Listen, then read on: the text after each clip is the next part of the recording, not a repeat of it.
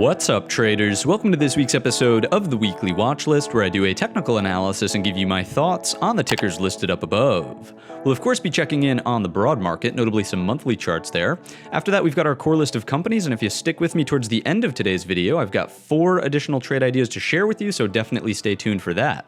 As always, anything that we are associated with is linked down below in the description, and without further ado, let's jump right into the charts.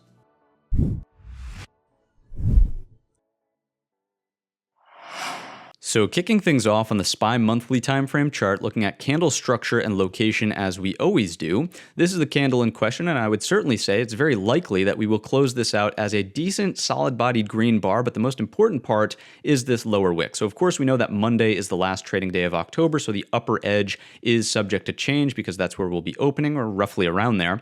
And we'll see what happens with that, but for now the lower wick, let's read into it. Of course it breaches the September low, and it also breaches the monthly 50 SMA. That's the blue moving average on the screen right here. So knowing that, the sellers did make a stand and try to push prices lower, but obviously there was such a strong response from the buyers that as of right now, we're hanging out towards the top of the monthly range. And I don't really see any reason that for Monday, we would massively jeopardize this and come directly back down towards these lows, especially as we start exploring some of the lower time frames. So to me, the monthly failure from the sellers underneath this low is noteworthy and actually quite bullish from a location and structural perspective. However, let's not get ahead of ourselves. Let's think about the monthly trend. Obviously, we've got highs, lower highs, lower highs. You could even do something like this and bring in a monthly trend line. We are still technically in a downtrend, right? Let's get that out of the way. Of course, we just made a new lower low, so we can afford another lower high. But if we're going to move into the trend line, of course, that would suggest some upward price action early on in the month of November. So something to consider there.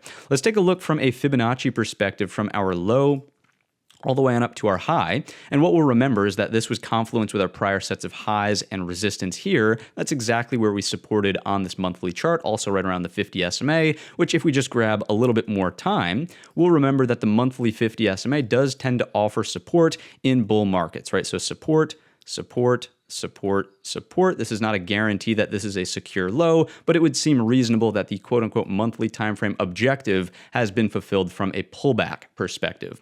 Let's drill on down to the weekly timeframe now and see what we've got from this perspective. Certainly a solid green-bodied bar closing strong up at the highs. From a trend perspective, these are the monthly lower highs that we were just tracking. The trend line looked something like this. But from the weekly perspective, remember that we were going high, lower high. This upper wick constituted our last lower high, and we've certainly closed above that on the weekly time frame. So to me, the weekly trend is certainly starting to shift back in the upward direction, but we're clearly not out of the woods yet. If you wanted to say that we could have high, lower high, possibly lower high, you'd be absolutely correct. So we're not out of the woods from the weekly perspective either, but the bar that we've printed here over that hammer, inverted hammer high, certainly does strike me as being more bullish than bearish from this perspective. Also note that the weekly 200 SMA is roughly holding in there as well. The last thing I would say from the weekly perspective is from the last failed trend change, so from here to here, right? We did technically get that higher high. It was the start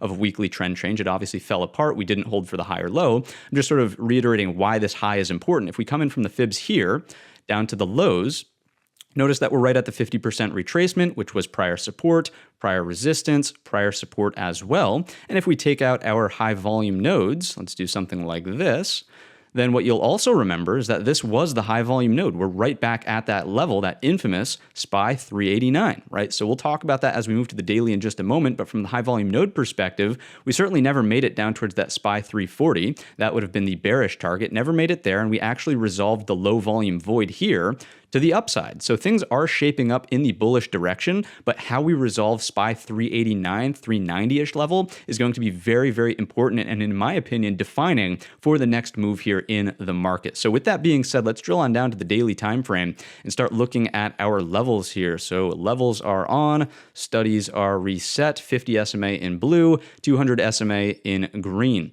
From a weekly expected move perspective, we would certainly suggest that we're going to be putting in an equal low or a higher high if we stay contained in the weekly expected range, which of course keeps us in a bullish daily trend, right? We've gotten a low, a higher low, a higher low. You could say that we've got highs, higher highs, or you could say that we've got highs and higher highs as well from here to here. So the daily chart is actually in an uptrend. And it's a battle right now from the daily perspective and the weekly perspective to see who will ultimately win out. Will the weekly win out, and will we roll over here? And again, that's right off of your SPY 389.50, 390, 389, whatever you want to call it, this rough area, right? Will we roll over there and the weekly win out, or will we break through, put in the new daily higher high, and change or start to change the weekly trend more aggressively to the upside? From a trend perspective here on the daily, before we start talking about psychology, I would also just point out, regardless of how you draw this trend line, touching that right there, or if you want to do something like this, we are through all of the trend lines, right? So that is also a bullish indication here on the daily time frame chart.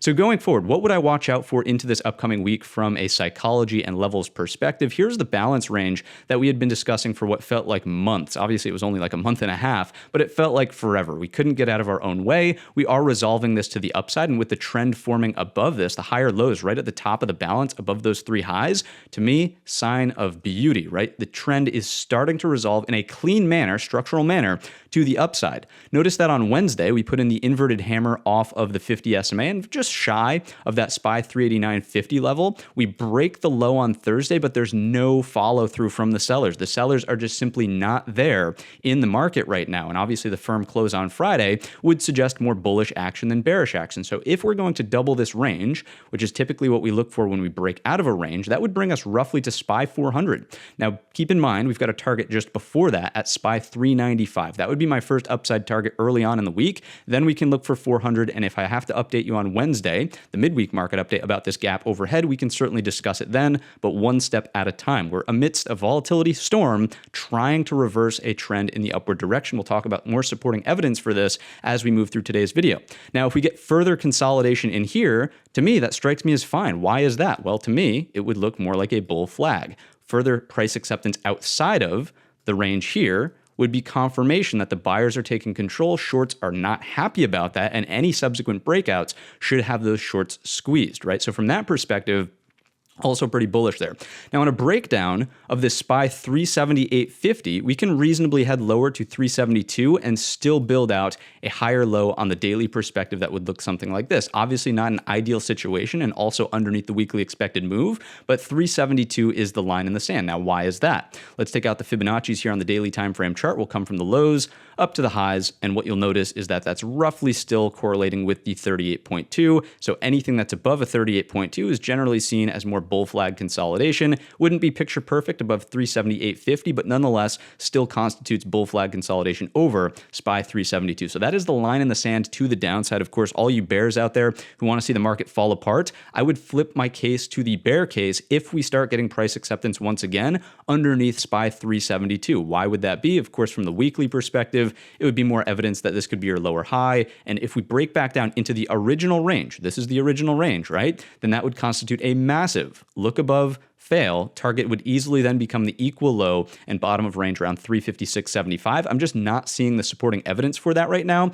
out there across the entirety of the market. So we've covered everything on the daily perspective in terms of levels and psychology. Let's take a look at the market internals. We're going to shuffle the course of today's video. Let me know what you think. Give me some feedback down below in the comment section. If you don't know what this screen is, top right-hand corner's got you covered with a tutorial. But for the most part, what I want to point out is that everything that happened throughout the course of the week was bullish. Volume inflows were bullish. The advanced decliner was above zero the entirety of the week, and the ticks were also fairly bullish. The only red close we had was on Thursday in anticipation of the earnings announcement from Apple and Amazon, which again, Amazon was a complete disaster, but Apple really powering the market higher the very next day, erasing all of that move. There is some slight divergence with the volume inflows slowing down ever so slightly. Obviously, you can see Tuesday's really impressive read and then not so impressive into the end of the week, even as we have this push higher on Friday. Doesn't strike me as the end of the world, but do just keep an eye on it. It's just one data point. The most important takeaway from the internals, in my opinion, is the fact that the advanced decliner here is finally out of an over-correlated whipsawish state. Remember, for a while, we were talking about reads that were over 2,000,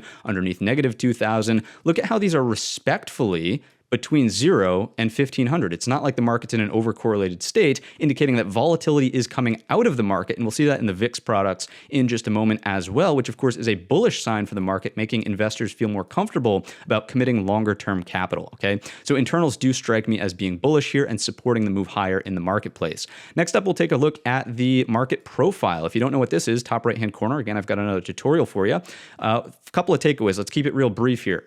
Thin and drawn out profile on Friday checks out as being a bullish trend type day. Point of control did migrate higher with price, which also strikes me as a bullish takeaway. Then the other thing, the last thing I would point out from the volume and market profile perspective is just the fact that we don't have any virgin points of control that are stacking to a serious degree. We've got one technically right here. So starting the count from the breakout day, right? This is the breakout day here last Friday, 2 Fridays ago, right? And this would be the follow through day.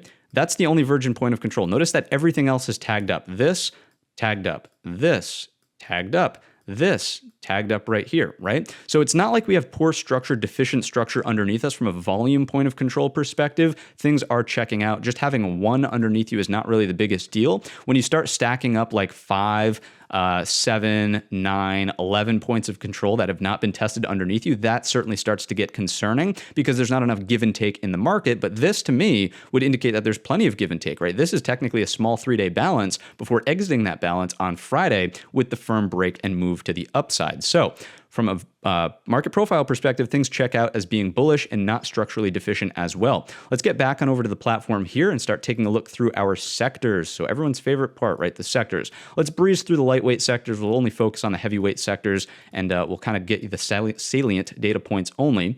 XLK, the tech sector, the heaviest weighted component of them all, bullish, right? No doubt about it, bullish. Look at the trend here, higher lows intact. Even the pullback from Thursday, really, really mild and holding up over 123.50, which was the original breakout point from here. Notice that the lower wick of that hammer respected it as well on the Monday session. So to me, this chart checks out as being bullish, which is what we need, noting that the XLK ratio chart has been lagging. We'll look at that momentarily. You can start to look at this as an inverted head and shoulders, continuing to get price acceptance over 128 is big steps in the right direction for turning this chart around based on a more firm reversal pattern and not just seeing a V-shaped bottom that randomly reverses out of nowhere. The structure is certainly there with the lower low, higher low, higher low. Breaking this, again, more price acceptance over 128 strikes me as supporting the idea that the market can see a reversal off of these lows and the weekly trend will start to reverse back to the upside as well. Really important, watch your XLK. XLY is up next, certainly consumer discretionary. Heavier weight sector, but certainly not as heavy as the XLK. This one's lagging. We know that. It's been that way for quite some time now. Notice that there's no very clear inverted head and shoulders, really sloppy in this segment of the chart. We've really got to resolve 148.88 for this chart to play catch up to the XLK and being more of a bullish force for the S&P 500. As we're just chopping around in this range, I would be extremely neutral in the XLY and not really have any major bias in the discretionary sector, right? There is some kind of uptrend building like this. You can see your support trend line, but I wouldn't make that the end all be all of the XLY. Again, it's got to be some price acceptance over 144.88. Otherwise, it's just neutral. If we, of course, start making new lower lows, I would watch 138 as your level. This is the CPI reversal, right? If we make new lower lows under 138, that, of course, would be bearish. Anything that's kind of in between those two levels, just neutral. So XLY, just keep an eye on it, but kind of a back burner for this upcoming week. Real estate, lighter weight sector, but notice and remember the wealth effect. It's popping back higher, so people are starting to feel a little bit better about their homes potentially. Of course, that this is never a flick of the switch immediately takes place in the market the next day. That's not how real estate works. Very, very slow moving, but steps in the right direction to at least not be making aggressive new lower lows. This is D for defensive, so to see it not making new lower lows is good, but we also don't want it leading the charge. Certainly, the chart would not suggest that this is anywhere close to leading the charge up towards 46, so fine there. XLU, defensive, utilities, right? This is breaking out firmly, and I would love for this to settle down and actually go sideways somewhere in this range. Remember that it is defensive. We don't want it up around this 78. Let's chill out. Let's stay sideways in this little range here. Let's not make new aggressive lower lows, but let's not lead the market rally to the upside. Why is that? Again, defensive in nature and also a really lightweight sector. You want to see the heavyweight components really leading a turnaround in the S&P 500. So speaking of heavyweight components, we've got the XLF. Financial sector, what's going on here? Just running away like a freight train. This is a lovely looking chart. Now, I do think it might be overdue for a pullback. We printed 2 inverted hammers hammers, the Wednesday and Thursday sessions here. And on Friday, gobbled both of them right up with a strong daily close above both of those highs. So really, this can certainly afford a higher low pullback, and it will not be the end of the world in the XLF. Many of the bank charts out there right now are looking incredibly bullish, with bullish engulfers and failed moves underneath the lows of the Thursday bar. So to me, I would actually look for this to continue higher,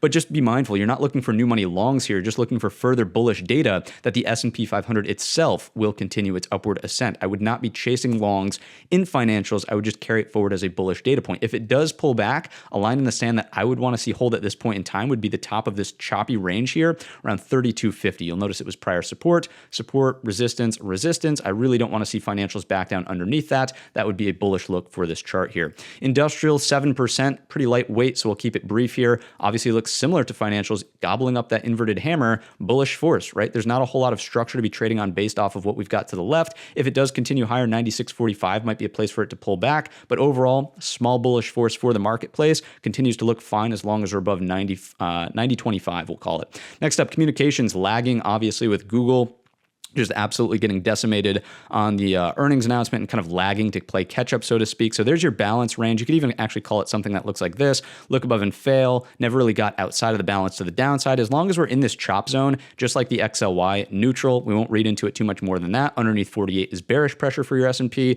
Above 50.72, 50.75, that's where things start to look better for the S&P 500. As of right now, neutral data point as we start this upcoming week. Next up, the XLP, consumer staples. What's going on here? We're taking off like a rocket to the upside, gobbling up the inverted hammer, new higher high above prior structure. This is technically D for defensive. We want to see this thing chill out. It can't be leading the rally to the upside. I'll show you why as we look at a ratio chart in just a moment. But XLP, I mean, of course, in the short term, it's bullish pressure for the S&P 500, but it's not what we want to see lead a reversal in the marketplace. So starting to become a little bit concerned with the aggressiveness of this rally off of the lows. I would love to see some pullback, either just stay sideways over 72 or even underneath 72. As long as we're above 70 even, all good. That would also check out as being just fine for your S&P 500. Think about building blocks. I'd love to see a new building block look something like this and it not make a stride towards this 77 handle up towards the highs. We don't want the XLP leading a market rally to the upside for a number of reasons. We'll talk about the defensive nature as we get to the ratio grid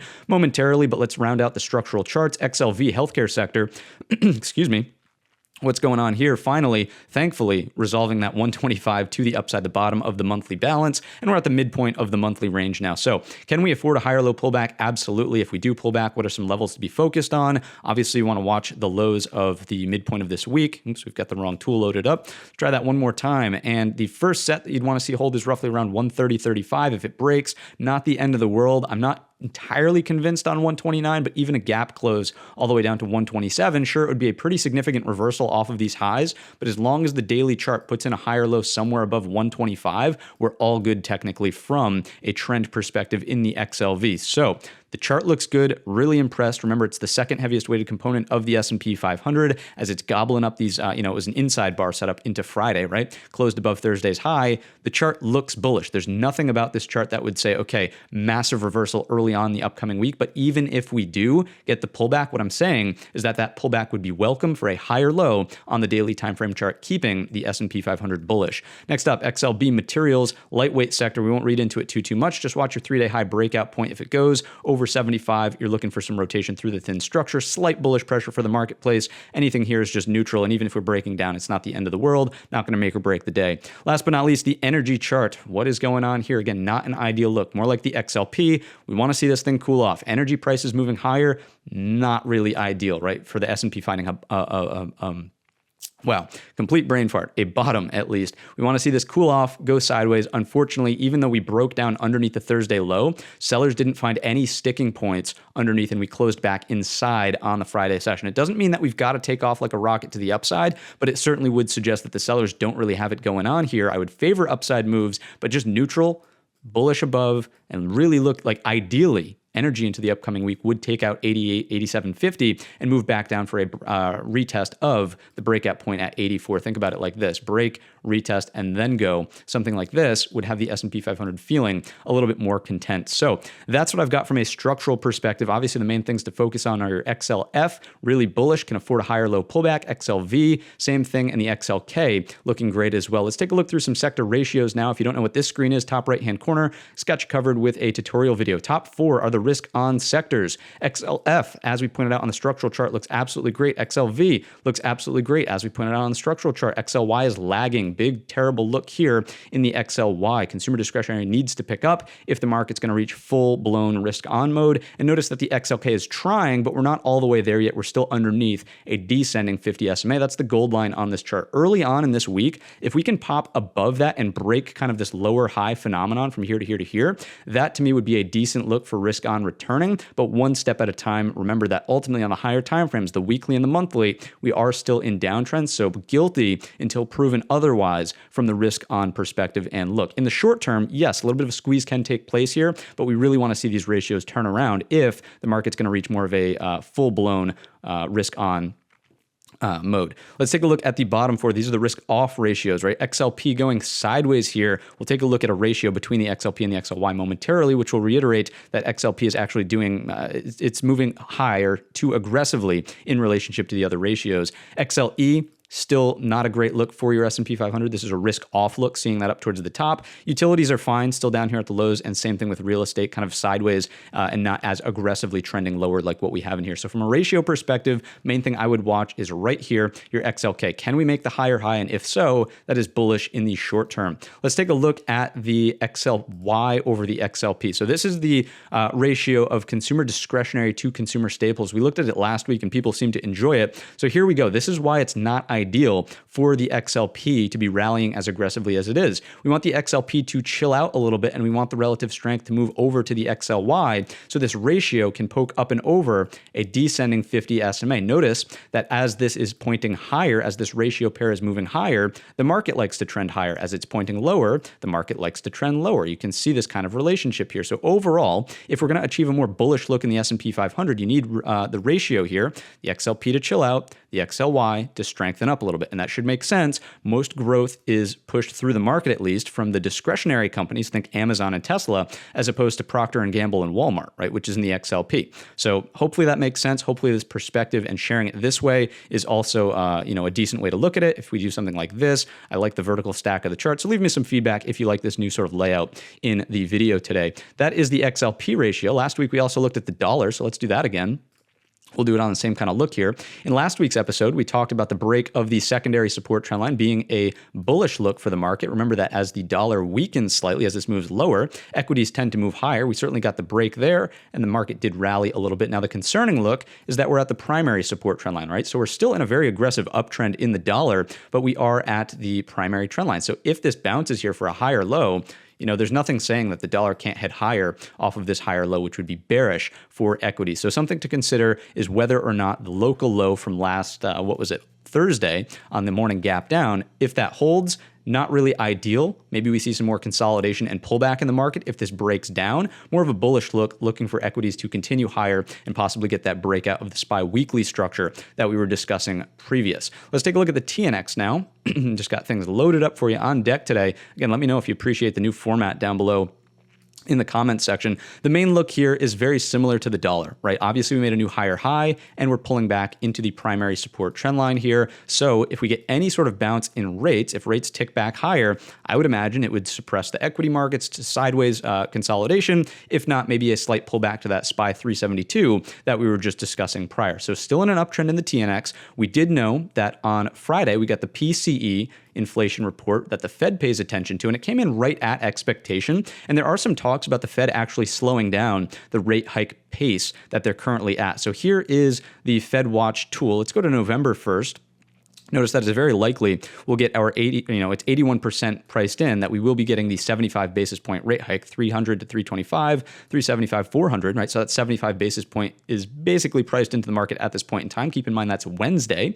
Wednesday, we're going to get a load of economic data. And then after that, December, notice that the shift here is now to a 50 basis point rate hike. Instead of going back to back 75s again, 75 is over here. Looks like the market is starting to price in more of a 50 basis point rate hike. But given that Jerome Powell can come on and say basically anything he'd like on Wednesday, be prepared for this to violently shift back and forth. If he says the right combinations of words, the market may easily flip-flop back towards the 75 basis point rate hike again coming in December, which of course the equities market would not like. If we go back to the platform here, just as a rough relationship, if you want to keep it simple, remember that as this chart moves higher over time, this will generally move lower over time.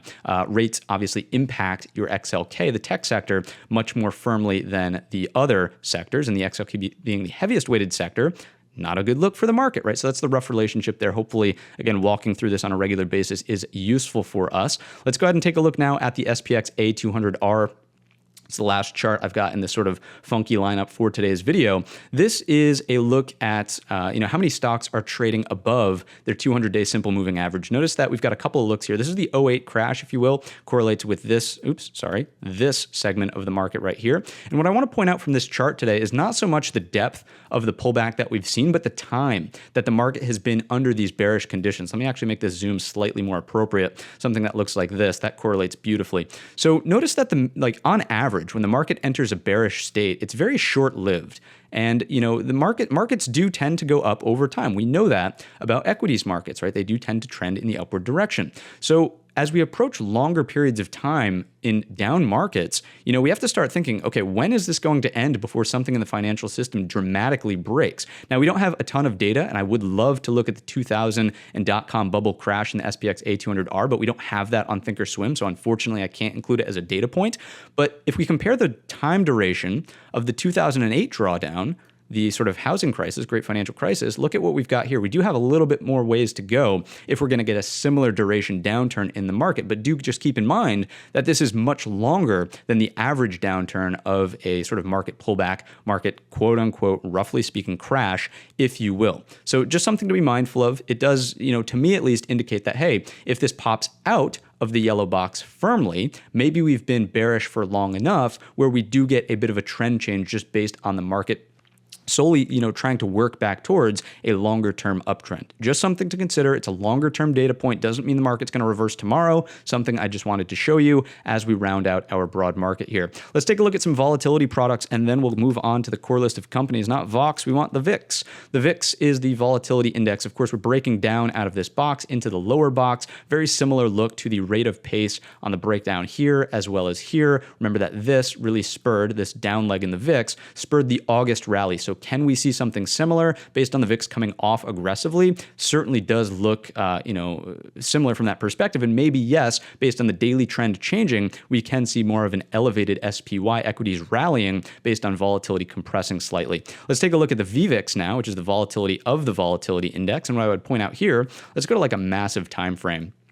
Something I can show you max data. Let's go with a weekly chart. And the whole point of showing you this is that, investors aren't necessarily scared about the marketplace right now. Even though volatility VIX itself is still high, VVIX itself is historically low, right? Even pre-sickness, these are historically low readings. And that's kind of where we came into on Friday's session. So with no one hedging, it's just more of an indication that, hey, people are comfortable with this kind of existing as a temporary bottom in the S&P 500, just supporting the idea that maybe this is all we get from a drawdown perspective. It's not a guarantee, just a look and something to be mindful of. Do also be mindful the flip side of that coin is that it opens us up to the quote unquote flood effect, where if no one's hedged properly and all of a sudden on Wednesday, the Fed surprises everybody, I don't think this will happen, but I'm just saying as a scenario, 100 basis point rate hike, because this is so low, because everybody's rushing into SPY puts, VIX calls, we get the flood effect. It spirals out of control. We get a gamma squeeze. The move is 10 times larger than anyone could have ever imagined. Again, I don't think it's likely, but just note that historically, when we're at these lows, it opens us up to the flood effect, something to be mindful of. But for now, my main takeaway is that people are kind of fine with this being a temporary bottom in the S&P 500. The last volatility product that we look at is the /VX for our volatility futures.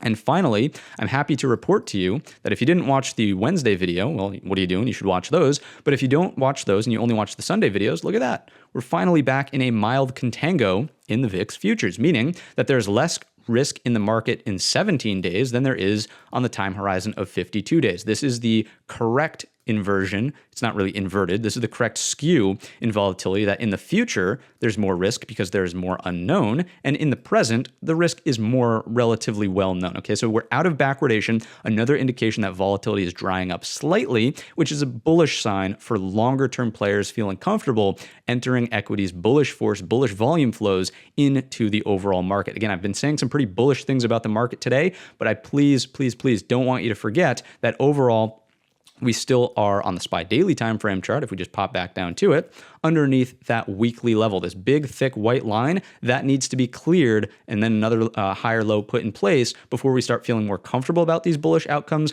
We're just talking about the possible turning points that we're able to recognize from a sector's volatility, structural perspective, right? So that was a really in-depth look today. Hopefully you enjoyed it. Because it was so in-depth, we'll try to move quickly through the remainder of today's session. In the QQQ, what do we see in the NASDAQ? Obviously relative weakness. That should go without saying that there's relative weakness here. We're not out of the daily balance zone yet. So your critical level here is just going to be the top of that balance around 283.50. If we break that, top of the weekly expected move is in play, as well as your prior resistance points here, closer to 291. If we just stay in this area, treat it as neutral, treat it as choppy. I wouldn't be overly aggressive. We technically do have a daily uptrend in place with lows, higher lows, higher lows. We're looking for that next higher high. And just like we talked about in the XLK, this could possibly start to look more like an inverted head and shoulders, a firmer reversal pattern if we take out the neckline, that number we just discussed, 283.50. To the downside, I would only be really looking for firm downside follow through underneath this set of lows here at 267.50, which is also underneath the bottom of the weekly expected move. So it wouldn't be my first thought, but if we do breach this area,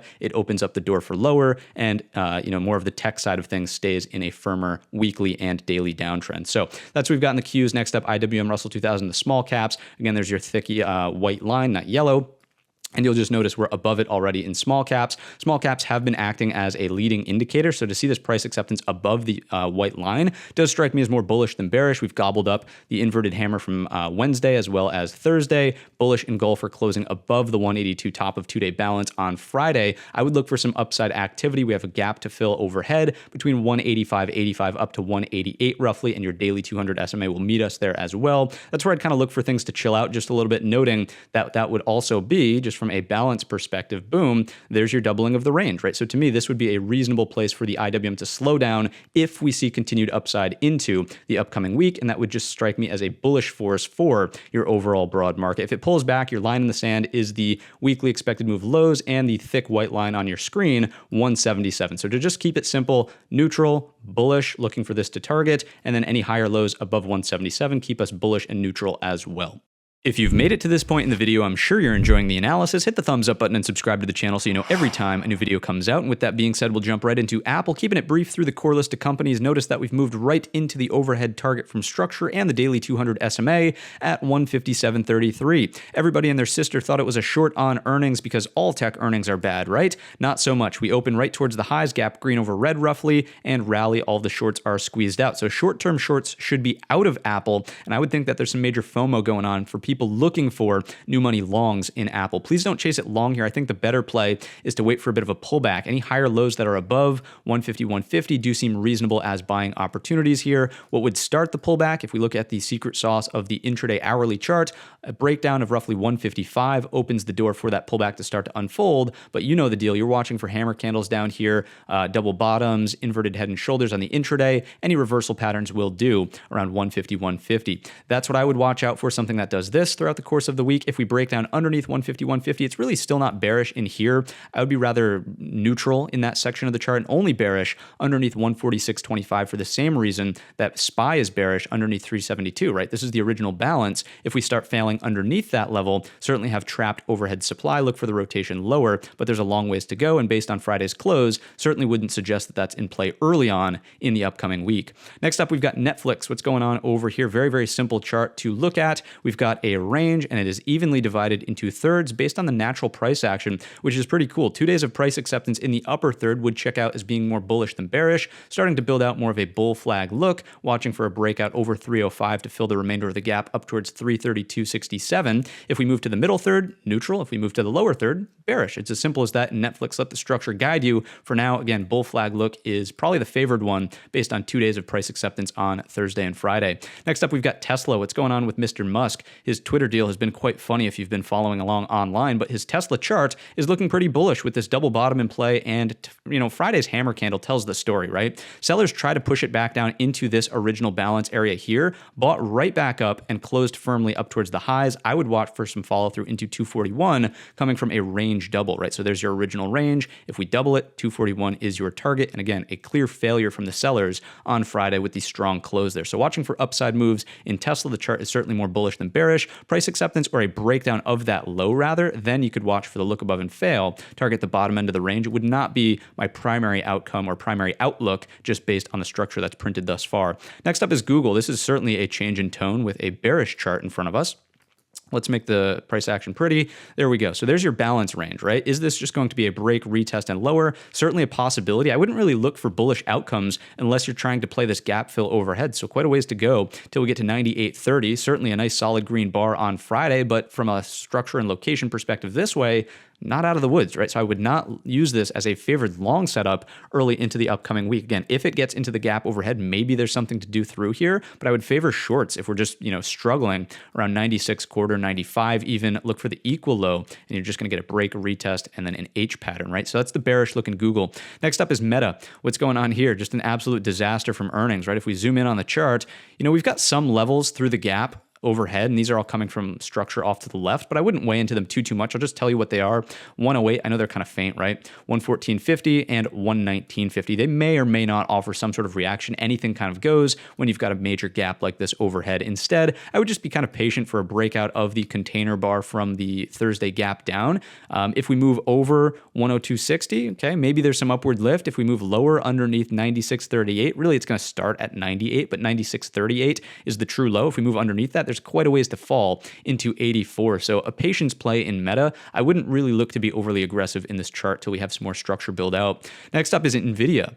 What's going on over here? Earnings certainly still down and out, further down the line, I should say, in mid-November. So not a huge concern just yet, but look at the chart pattern starting to build out a nice little upward channel, bullish channel. If you look at that like on an hourly, look at this thing, clear as day, right? Bullish channel.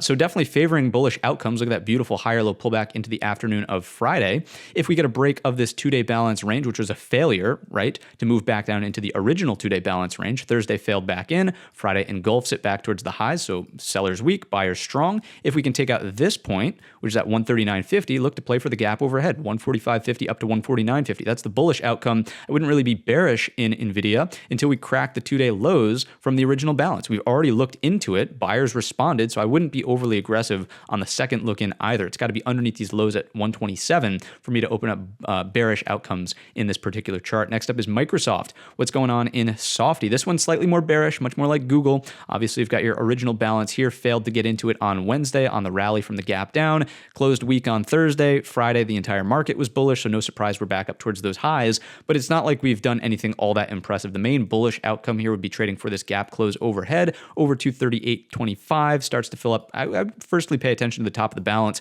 at 241.30, but the gap close is 245.92. Anything that kind of just rolls around and struggles here, just like Google, is more bearish than bullish, noting that we're getting more firm price acceptance underneath this kind of balance range than inside. So favoring bearish outcomes here inside of Microsoft, just pay attention and be mindful of the gap. Next up, we've got, last but not least, the mini beast, Amazon. Big gap down, obviously kind of another disaster on Friday. But more of a rally instead of Meta, which is just hanging out down towards the lows. So what would I watch for here? Any pullbacks that ultimately hold 100 are bullish. Why 100? Not only is it the round figure, but check out this hourly chart, kind of congest around there. Let me actually show you on the 30-minute is probably better. 30-minute chart, yeah, look at that thing. Beautiful pullback. The only two red bars from a 30-minute perspective, I suppose there's that one there, but the only solid red-bodied bar right into 100, respect it psychologically, and now we're back higher. So overall, Amazon, as long as the pullbacks hold 100, I would look to play for this gap overhead, noting that it is quote-unquote oversold. Now, of course, things can remain oversold, so if we never poke up and over 104, if we just kind of struggle in here and then start drifting lower, there's no trade to be had. I wouldn't try to buy the pullback In Amazon, I would just say that it's still, there's something that could do this in Amazon for the gap fade overhead, the gap close overhead, as opposed to, pullbacks that go here and then come back up. That obviously is not as attractive. So Amazon, kind of a patience play. As long as we're above 100, gap fill is on the table for overhead. If we're underneath 100, kind of write it off as a patience play, wait for some more structure to build out. Quick reminder to hit the thumbs up button, the subscribe button, the bell button, all of those buttons YouTube tells us to tell you about. And let's dive right into AM Dizzle as the first trade idea. Fair warning here, earnings are after the close on Tuesday, so please don't hold short-term options contracts through that